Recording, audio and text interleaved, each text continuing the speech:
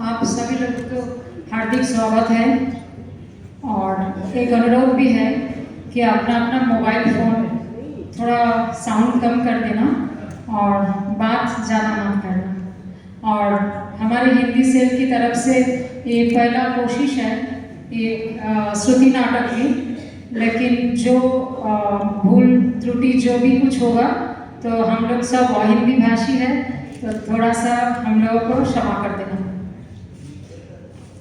आज की उपस्थापना चारुमित्र, लेखक डॉक्टर रामकुमार वर्मा।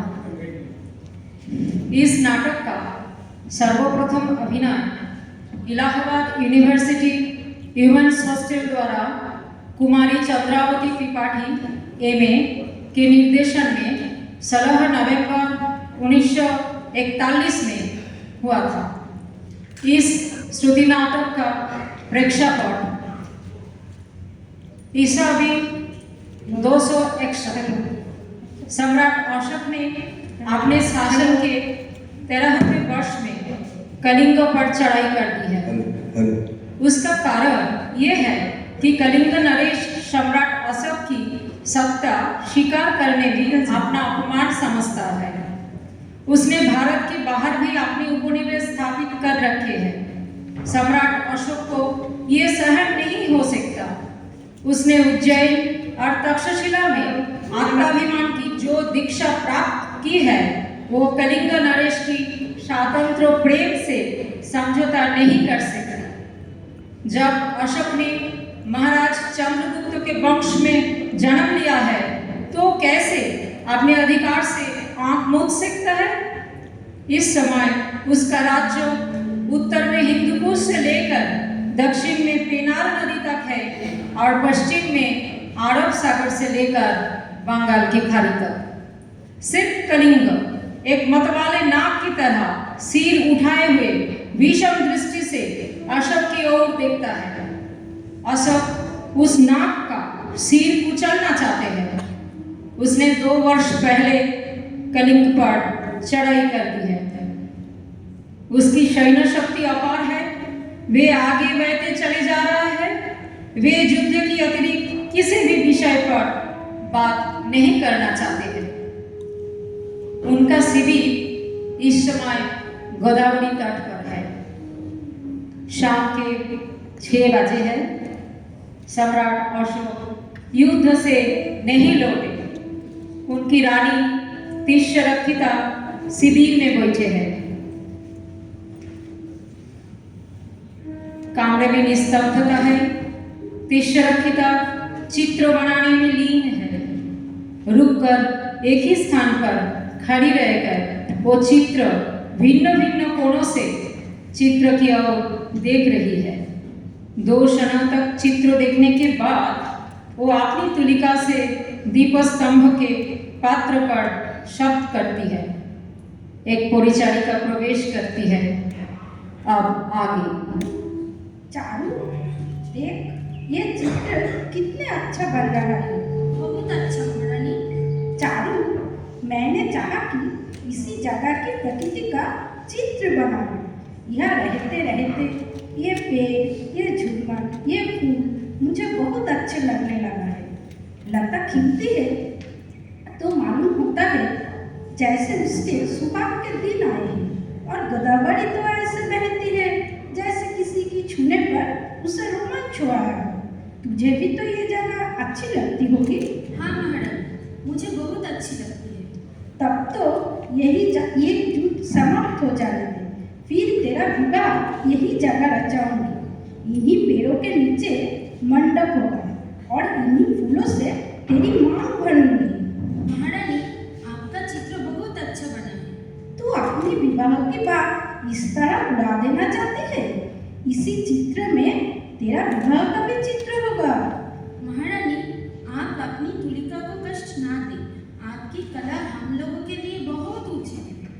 तू बहुत मीठी बातें करती है चारू, लेकिन मेरी कला जीवन के हर एक चित्र को अपना अंग समझती है। यही दृश्य देख कितना साधारण है पर मुझे तो बहुत प्रिय है। ये तो यही पास के कुंज का चित्र है। हाँ, चारू, मैं कल वहाँ गई थी महाराज के साथ। वो ना जाने कैसे हो गए हैं। सब समय युद्ध की बातें करती है। तेरे कलिंग देश पर जब से उन्होंने चढ़ाई कर दी, तब से तो उन्होंने सारा राज्य कार्य महामंत्र पर ही छोड़ दी। आज 2 वर्ष पूरे होने जा रहा है और कलिंग पर उनका क्रोध ऐसा ही बना हुआ है। ये मेरे देश का दुर्भाग्य है। मैं चाहती हूँ चारू कि ये लड़ाई शीघ्र ही समाप्त हो जाए। सच मान, ये युद्ध मुझे अच्छा नहीं लगता। हमारे सुख और शांति के जीवन में जैसे हंसी का फूल खिलना चाहिए, वह आज कड़ा और कांटे की तरह चुप जाती है। महारानी, लड़ाई में यही आह और कड़क तो तलवार का संगीत बनती है। अच्छा चारू, ये बता, तूने कभी लड़ाई लड़ी है? नहीं महारानी। तू जानती ही नहीं लड़ाई किसे कहते हैं। जीवन भी तो एक लड़ाई है। पुरुष की स्त्री से लड़ाई, स्त्री की पुरुष से लड़ाई, स्त्री पुरुष की पुरुष स्त्री से लड़ाई। तूने कभी लड़ाई लड़ी ही नहीं? नहीं महारानी। विवाह होने से पहले इसका अभ्यास अवश्य कर ले। जी महारानी। और चारू, मैं भी महाराज से लड़ना चाहती हूँ। ये युद्ध बंद कर दे। मुझे ये अच्छा नहीं लगता। कितने वीरों का रोज खून होता है। आज जिन वीरों से देश की उन्नति होती, वही व्यर्थ मर रहे हैं। जो भी मिट्टी छूकर सोना बनाते, वही आज मिट्टी हो रहे हैं। सच है महारानी। लेकिन कलिंग के लोग लड़ना भी अच्छी तरह से जानती है। नहीं तो मगध के सेना के सामने कौन टिक सकता है?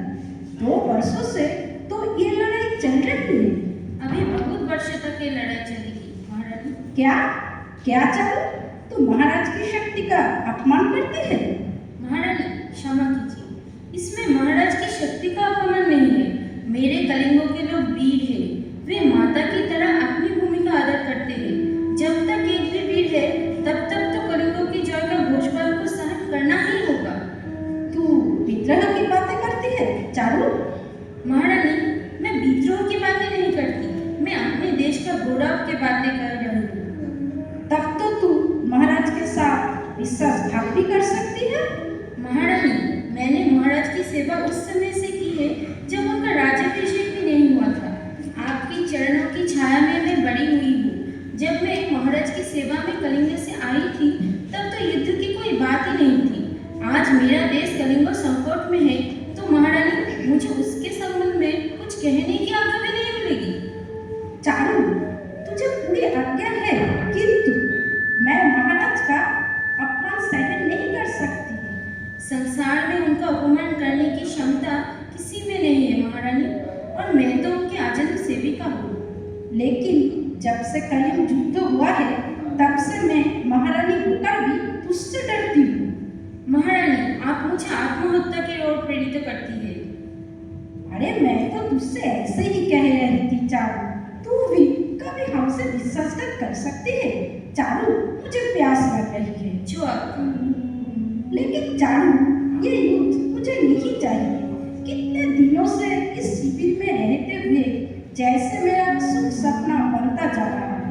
यदि महाराज का वियोग सहन कर सकती, तो चारू, मैं पाटलिपुत्र से कल इस शिविर में कभी न आती। रात्रि में युद्ध की समाप्ति पर उनके दर्शन कर लेती हूँ तो जैसे वृद्धा से युवती बन जाती हूँ। आज कहूँगी कि वो कलिंग का युद्ध बंद कर दे।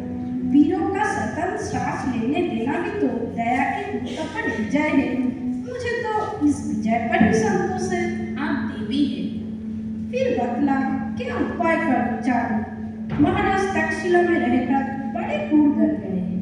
कहते हैं पूज्य पितामह, जिन्हें निकेटर सेल्यूकस की प्रचंड सेना का नाश कर दिया, जिन्होंने अलेक्जेंडर का राज्य की दिशा बदल दी थी, तक्षशिला ही तो विद्यार्थी थे। पितामह की योग्य पुत्र बनने का आदर्श जो है उनके सामने। हाँ महारानी। अच्छा चारू, आज महाराज को एक बात पूछूं कि आपकी पूज्य पितामह ने तो सेल्यूकस पर विजय पाकर उनकी सुंदरी गन्ना पर भी विजय पाई थी। क्या आपकी विजय में भी किसी? महारानी क्षमा करें, कलिंग देश वीरों का देश है, पुनः का नहीं। क्या कलिंग देश में कन्याएं नहीं होती? चलो, तुम तो अपनी देश की तारीफ करते करते रुकती नहीं। महाराज की तारीफ क्यों नहीं करते, जिन्होंने कलिंग से युद्ध होने पर भी कलिंग देश की सेविका को अपना देश से नहीं निकाला? महारानी, महाराज अशोक सम्राट है, मेरे यहाँ रहने से उनका क्या बनता बिगड़ता है? आचार्य चाणक्य ने शत्रु के विषय में क्या कहा जानती है? कहा है, शत्रु कभी छोटा नहीं होता। महारानी, मैं अपने पद से अलग होने की आज्ञा चाहती हूँ। बस तू तो बुरा मान गई, बात बात पर आज्ञा चाहती है। अरे तू सेविका होकर भी मेरी सखी है। अच्छा देख, मेरा चित्र और ध्यान से देख। महारानी, आपने तो टूटे हुए वृक्ष बनाया है और उनमें लाल रंग भर दिया है। बतला, इसमें क्या रहस्य है? मैं चित्रकला नहीं जानती महारानी। अरे ये तो साधारण समझ की बात है। ये चित्र में महाराज को दिखलाना चाहती हूँ। उनसे कहूँगी, देखिए आपने कलिंग के वीरों को तो उनसे नहला ही दिया है, अब आपकी तलवार इन बेचारे वृक्ष पर भी पड़ी है और उनकी शाखों और टहनियों से भी रक्त निकल रहा है। महारानी, आपकी बात की था नहीं लीजिए सर। चार महारानी, महाराज अभी आई नहीं? नहीं महारानी। देख, ये गोदावरी का सुरम्य तट, ये पानी की लहरों जैसी सौंदर्य की मालाएं हैं जो आपसे आप कूदकर बड़ी होती है और तट पर किसी का हृदय न पाकर टूट जाती है। हाँ महारानी। और ये जो पंछी उड़ने चली जा रही है, जैसे प्रेम की ग्रंथियां हैं जिन्होंने आकाश से उड़ना सीख लिया है। अच्छा सुन, ये समस्त वातावरण तेरा नाच देखना चाहता है, तू नाच सकेगी? जो आज्ञा महारानी। जा, जल्दी पैरों में संगीत भरना। आज्ञा है। मेरी और इस कली की भी जो नाच के साथ खेलना चाहती है। महाराज अशोक की जय, सम्राट अशोक की जय। महारानी, महाराज शिविर में लड़ रहे हैं। महारानी, अब क्या होगा? कुछ नहीं, तू अपने नुपुर उतार दे। जो आज्ञा। विजय देवी, आज युद्ध में फिर विजय। ओह, तुम्हारी मंगल कामनाओं में कितनी शक्ति है। विजय विजय विजय। महाराज की विजय हो। महाराजा धीराज की विजय हो।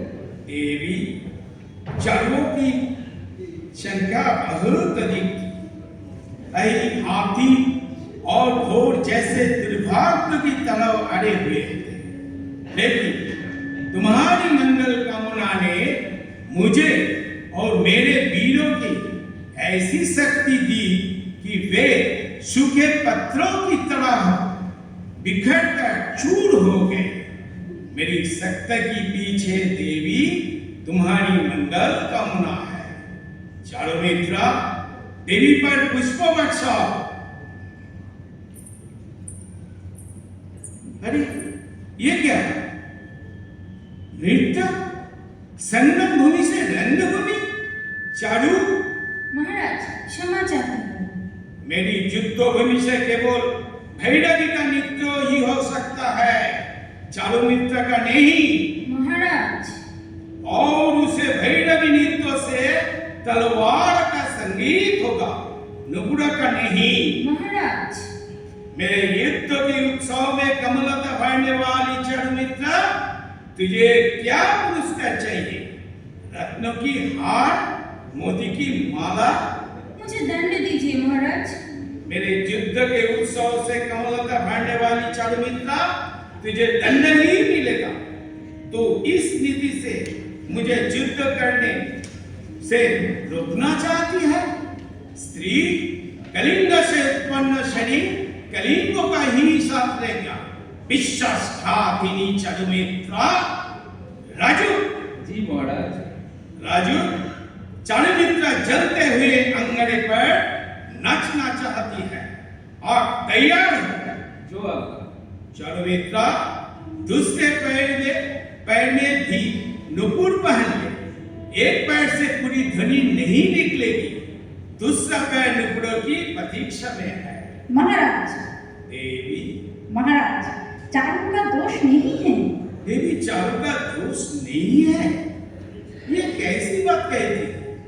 कलिंग के शरीर से कलिंग के आत्मा का नगद के साथ क्या व्यवहार हो सकता है? चारू जानती है कि मेरी क्रोध से उसका देश जल रहा है। वह मेरी क्रोध की ज्वाला को शांत करने के लिए अपने संगीत और नृत्य का प्रयोग करना चाहती है। मुझे नहीं सुना सकती तो तुम्हें सुनाकर तुम्हारे द्वारा मुझसे कमलता का संचार करना चाहती है। मैं देख रहा हूं तुम्हारे स्वभाव को भी उतने दया से भट गया। महाराज, दया करना तो स्त्री का स्वाभाविक धर्म है। चारू मुझे क्या दया से भर सकती है? किंतु महाराज, चारू निरपराध है। आपके वियोग के क्षणों को काटने का यही मेरा साधारण उपाय था। मैंने ही चारू को आज्ञा दी थी कि वो नृत्य करे। ने आज्ञा दी थी? हाँ महाराज, युद्ध के भयानक क्षणों में स्त्री का एकाकी हृदय का कौन सा सहारा है? संगीत, नृत्य। अशोक का सर्वनाश हो, मुझे भी मार डालो, मुझे भी मार डालो। ठहरो ठहरो, तुम महाराज के संबंध में कुछ नहीं कह सकती। चुप रहो। क्या चाहती हो? मैं क्या चाहती हूँ? मेरे बच्चे के टुकड़े टुकड़े कर डालो। यह अभी मरा नहीं है। लाल, अभी तुम बड़े नहीं हो। ये लोग तुम्हारे टुकड़े टुकड़े कर डालेंगे, तब तुम मरोगे। तब तो कुछ तो बोलो, बोलो मेरे लाल। तेरा खून इतना मीठा है मेरे बच्चे, राजा तब उसे पीना चाहता है। और खून हो तो अपने नन्हे से कलश को सामने रख दे, ये सब मिलकर पी ले। क्या तुम्हारी बच्चा मर गया है? कैसे?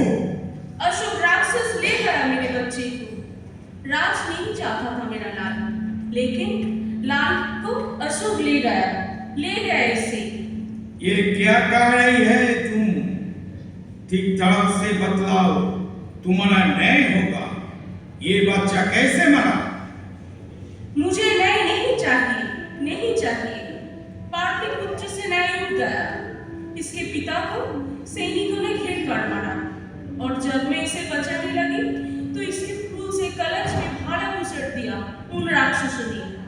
मेरे बच्चे को राज नहीं चाहिए था। मेरा छोटा राजा तुम्हारा राज नहीं चाहता था।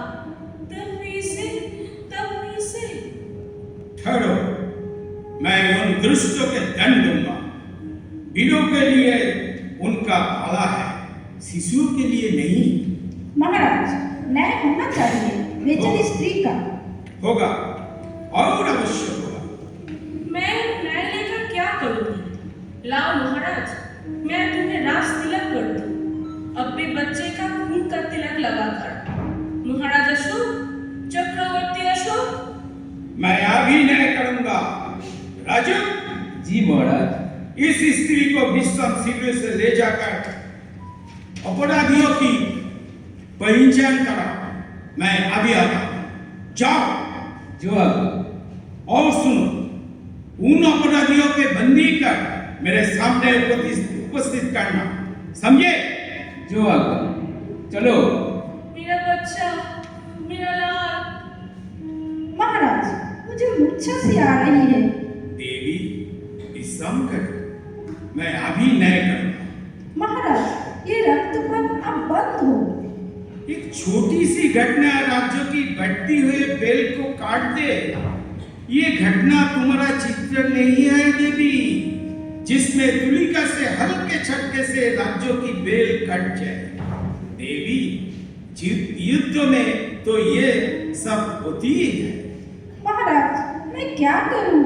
विश्राम करो देवी, विश्राम करो। मैं विश्राम शिविर में आ भी जाता। सैनिकों का विश्राम की क्या व्यवस्था है, घायलों की क्या शुश्रूषा हो रही है, ये मुझे देखना है। राजू, जो आज्ञा महाराज। महामंत्रियों से कहो कि अस्त्र तैयार है। उन्हें मेरे साथ नैश निरीक्षण के लिए चलना होगा। जो आज्ञा महाराज। देवी, महाराज बिंदुसार ने राज्यों की सीमा नहीं बढ़ाई। वे कदाचित ये उत्तरदायित्व तो मेरे लिए छोड़ गए थे। सम्राट चंद्रगुप्त के परिश्रम की परंपरा कुछ वर्षों तक तो चले। कब तक महाराज? जब तक की पटुली जय महाराज जय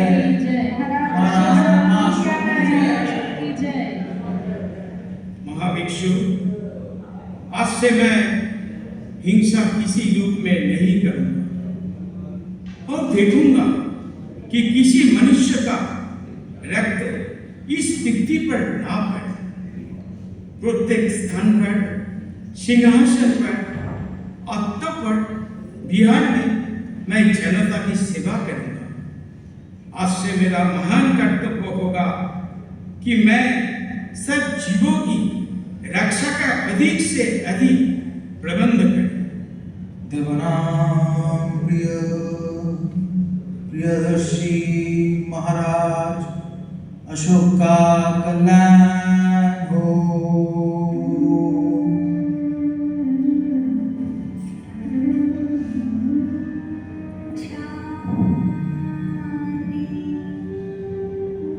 मेरे आदर्श की शिलालेख के रूप में लिखकर समस्त आर्यावर्त में प्रचार कर दो कि अशोक आज से उनकी रक्षा करने वाला उनका बंधु।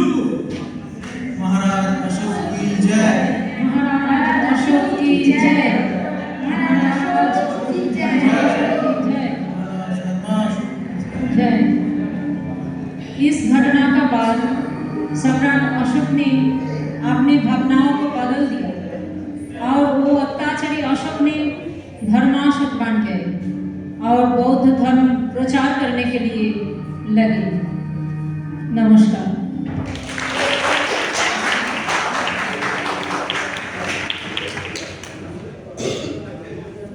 धन्यवाद। और कम समय अभ्यास मिला था करने के लिए, उस कम समय में चारुमित्र नाटक को इतना अच्छे तरीके से परिवेशन करने के लिए बहुत बहुत धन्यवाद।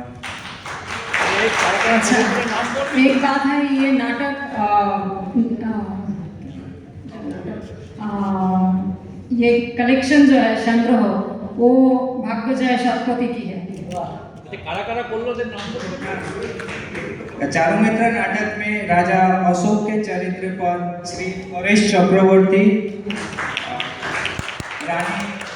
रानी दिशा रखिता, स्वर्णाली पाल, चारुमित्र तिथि पर, उपगुप्त अतिल कुमार मंडल, स्वयंप्रभा शर्मा खान, स्त्री सौमिली प्रमाणे, राजू सुरजित मान्ना और संगीत परिचालना बानीव्रत भट्टाचार्य और संदीप रजौरिया और निर्देशना केका अधिकारी बनर्जी और परेश चक्रवर्ती और परिचालना एशियाटिक सोसाइटी का हिंदी कक्ष।